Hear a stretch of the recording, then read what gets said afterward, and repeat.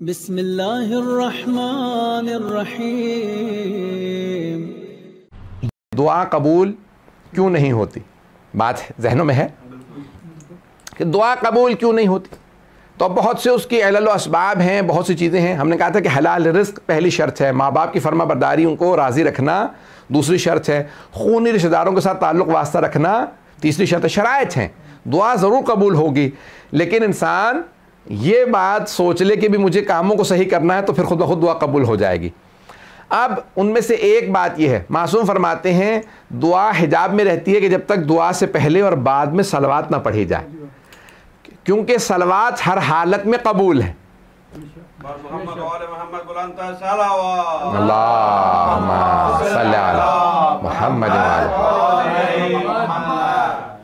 सलवात जो है वो हर हालत में कबूल है। और दलील क्या है हर हालत में कबूल है? ये आयत, इन्नल्लाहा व मलाइकतहु युसल्लूना अलन नबी या अय्युहल्लज़ीना आमनू सल्लु अलैहि व सल्लिमू तस्लीमा।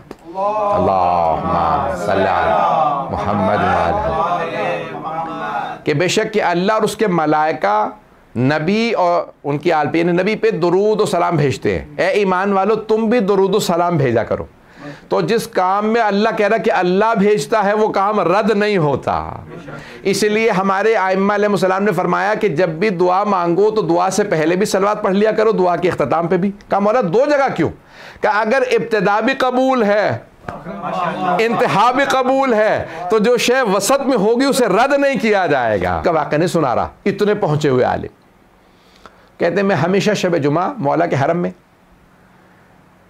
दुआ के लिए ज़ियारत मुस्तहब है। ज़ियारत इमाम हुसैन अलैहिस्सलाम पढ़ना शब जुमा में, तो कहते थे मैं मौला के हरम में जाके ज़ियारत इमाम हुसैन पढ़ता था, मौला की ज़ियारत पढ़ता था, मौला हुसैन की दुआ को मैं जो भी आमाल वगैरह शब जुमा के आमाल हैं मैं वहाँ हरम में करता। का एक शब जुमा में आमाल बजा लाने के बाद आने वाला था कि मैं ज़री पे गया तो इतने में देखा कि एक और बेचारे कोई मोमिन या कोई आदमी जो बेचारा वो भी मेरी तरह से बीमार है और वो पाँव लगड़ाता हुआ पहुंचा ज़री पे और ज़री पे दोनों हाथ रख के कहा या अली सुबह तक मेरा पाँव ठीक कर दें नहीं तो मैं मानना छोड़ दूंगा। मैंने कह एक मरतबा उससे देखा कि भी इस किस्म का गुस्ताख आदमी इस तरह से मांग रहा है जैसे उधार दे के गया। उधार मांगने इंसान ने ऐसे जाता, मौला की शान में इस तरह से गुस्ताख आदमी, इसको तो मांगना तक नहीं आता। कहा मैंने देखा, मुझे बहुत बुरा लगा। कहा मैं जा रहा था, मैं रुक गया कि देखूं भाई ये इसका पाँव सुबह तक सही होता भी है या नहीं। कहा यार अली मेरा पाँव सुबह तक ठीक कर दें तो मैं मारना छोड़ दूंगा। फिर मैंने देखा, मैंने कहा भी पाँव भी साफ़ नहीं, इसका मतलब है वज़ू वज़ू भी करके नहीं आया, ये बस ऐसी जहाँ से आया था सीधा अंदर आ गया डायरेक्ट। ना वज़ू ना कोई इंसान एहतमाम करता है, गुस्ल ज़ियारत मुस्तहब है, मौला की बारगाह में जा रहे हैं इंसान वज़ू करता है, आदाब है, खुशबू लगाएँ, मौला की बारगाह में जा रहे हैं तो बहुत से मुस्तहबात बहुत ज़्यादा है। ना मैंने देखा भाई ये बैठा रहा और पूरी रात ना कोई दुआ पढ़ी, ना कोई ज़ियारत पढ़ी, ना कोई तस्बीह, ना कोई कुरान, कुछ, बैठा सो रहा। मैं कुरान लेके बैठा रहा, देखता रहा कि क्या करता है ये, क्या कुछ भी नहीं, पता ही नहीं, उसे आदाब ही नहीं मालूम। रात बैठा रहा वहाँ पे टेक लगा के बैठा रहा, सोता रहा। क्या मुझे बहुत ताज्जुब हुआ कि कैसे कैसे लोग हैं। कहा सुबह उसने जैसी अजान हुई तो फ़ौरन उठा के वो अजान हो गई, इसका मतलब है सुबह हो गई। फ़ौरन उठा, चल के देखा मेरा पाँव ठीक हुआ या नहीं हुआ। क्या जैसे ही चला तो देखा पाँव उसका ठीक हो चुका था।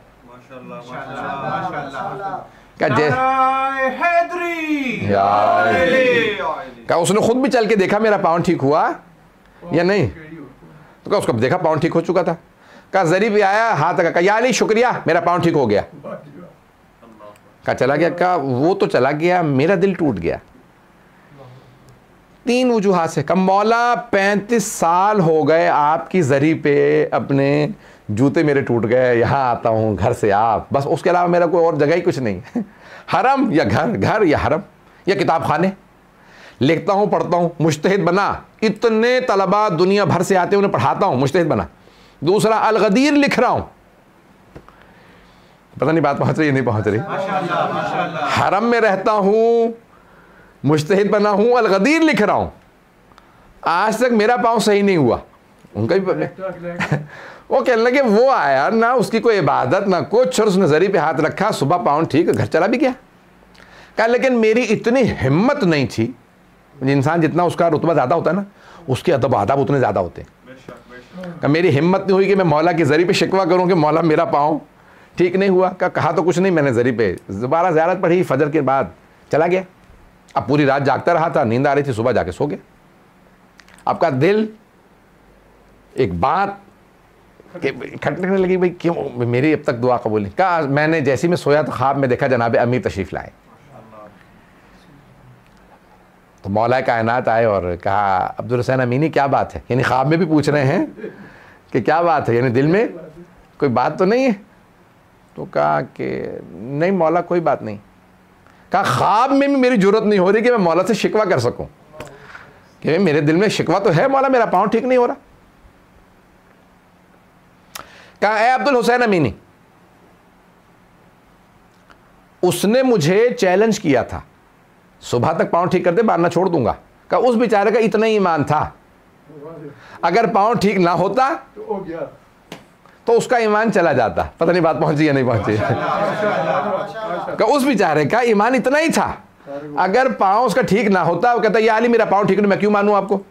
तो मैंने उसका पाँव इसलिए ठीक कर दिया। अब आप बहुत से हमारे शिया अक्सर कहते हैं मौलाना हमारे मोहल्ले के अक्सर अहले सुन्नत आते हैं, मन्नतें उठाते हैं, उन सबकी मन्नतें पूरी हो जाती हैं, हमारी मन्नतें वहीं की वहीं। ओ भाई वो जितने भी आते हैं वो आते ही सिर्फ मन्नतों के लिए हैं। पता नहीं लोग हैं या नहीं हैं। मैं जुमला पेश करूंगा, गौर से सुनिएगा, मुझे सारे मजमे की तवज्जो चाहिए कि दुआ मौजू है, मैं इब्तदाई मजालिस है, मुझे आज ये एक मौजू इसको गहराई में लेके जाना है, तो इसलिए पेश कर रहा हूँ। तो अब अल्लामा अमीनी कहते हैं कि मौला ने ख्वाब में मुझसे कहा कि अब्दुल हुसैन अमीनी, उसका ईमान बस इतना ही था, उसने मुझसे कहा मेरा पाँव ठीक कर दे मानना छोड़ दूंगा।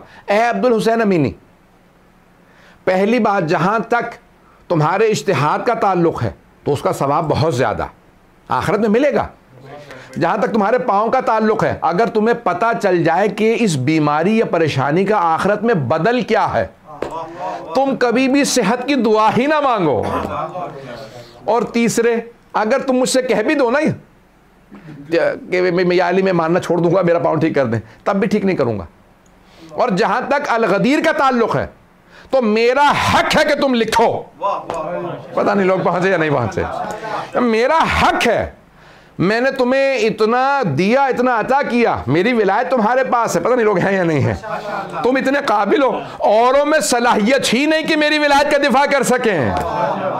हर एक में तो सलाहियत नहीं कि अल-गदीर लिख सके, तुम में सलाहियत है, मेरा हक है कि तुम लिखो। अगर आप में से कोई कहता मैंने इमाम बारगाह बना दिया, तो कई पे मौला कहेंगे मेरा हक था कि तू बनाता। पता नहीं बात पहुंची या नहीं पहुंची। भाई हर किसी में तो दम ही नहीं है, जिसमें है तो मौला कहेंगे भाई मेरा जिक्र होता, ये तुमने किया, कोई एहसान नहीं। हाँ मैं जजा दूंगा, हाँ मैं अजर दूंगा, ये औरों को नहीं मिलेगा, तुम्हें ही तो मिलेगा, और किसे मिलेगा। पता नहीं बात पहुंच रही है नहीं पहुंच रही। तो जो भी अगर कोई नेकी करता है तो कहते भाई देखो जो तुम लिख रहे हो अल-गदीर मेरा हक है तो तुम लिखो। जहां तक पाँव का ताल्लुक है ना, तुम कह भी दो ना कि मौला मेरा पाँव ठीक कर दे तो मानना छोड़, तब भी ठीक नहीं करूंगा। जानते हो क्यों? का मौला आप ही बेहतर जानते हैं। क्या इसलिए कि वो तो छोड़ के चला जाता, तुम अगर कहोगे भी ना कि या अली मानना छोड़ दूंगा मेरा पाँव ठीक कर दे, तब भी नहीं ठीक करूंगा, क्योंकि मुझे पता है तुम जाओगे तो जाओगे कहां। सुबह नाराज होके जाओगे, शाम को आके फिर मेरे जरिए पे रोगे मौला माफ कर दीजिए। पता नहीं लोग पहुंच रहे नहीं पहुंच रहे। अब समझ में आया ये औरों की क्यों मन्नतें उठ के पूरी हो जाती हैं, आपकी क्यों पूरी नहीं होती? क्योंकि मौला जानते हैं ये जाएंगे तो जाएंगे कहां, ये मेरे हैं। तो अज़ीज़ाने गिरामी, इसलिए बहुत सी बारीकियां होती हैं हमें समझ नहीं आ रही होती, तो इन बारीकियों को समझना बहुत ज़रूरी है। कई मर्तबा मसलहत नहीं होती, आपके लिए अजर सवाब आखिरत में रखा होता है। इन तमाम दुआओं के अंदर कोई ना कोई कबूलियत ना होने में भी कोई मसलहत होती है।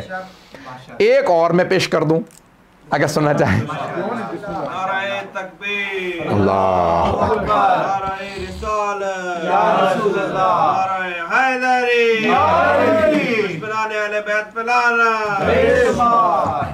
बस भाई आपकी मोहब्बतों की नज़र कर रहा हूँ कि जिस अंदाज से आप सुन रहे हैं, मैं जानता हूँ मजमा कम है, लेकिन जिस अंदाज से सुन रहे हैं वैसे सुनते रहे, मैं भी पढ़ता रहूँगा। तो अज़ीज़ाने गिरामी, अब एक चौथे इमाम से पूछा किसी ने कि मौला हमारी दुआएं कबूल नहीं होती, और बहुत से गुनाहगार लोग हैं उनकी फ़ौरन पूरी हो जाती हैं। हम मजलिसों में भी मिसाल के तौर पे आगे आगे बहुत से लोग हैं, मौलाना मैं तो हर मजलिस में भी आता हूँ, मैं हर मिलाद में भी आता हूँ, नमाज भी नहीं छोड़ता, उसके बावजूद मेरी तो दुआ कबूल नहीं हो रही हैं। तो मैंने उनको यही सुनाया। मैंने कहा चौथे इमाम से किसी ने कहा मौला मैं तो बहुत कोशिश करता हूँ गुनाह भी ना करूँ, नेकियां भी करता हूँ, और कई गुनाहगार ऐसी शक्लें देखता हूँ कि बहुत गुनाहगार हैं, उनकी दुआ कबूल हो जाती। तो मौला ने कहा कई मांगने वाले ऐसे होते हैं जिनकी आवाज़ अल्लाह को पसंद नहीं होती, तो अल्लाह फरिश्तों से कहता है इसे फौरन दे दो, दोबारा ना मांगे। पता नहीं लोग हैं या नहीं हैं। कई ऐसे मांगने वाले होते हैं अल्लाह उनकी दुआ दोबारा सुनना नहीं चाहता, कहा इसकी आज ही दे दो, दोबारा ना मांगे।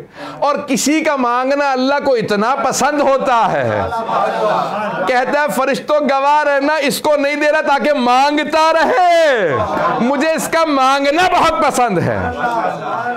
तो कई इतनी मोहब्बत से मांगते हैं, इतनी अकीदत से मांगते हैं कि अल्लाह को और मासूमीन को उनका मांगना बड़ा पसंद होता है।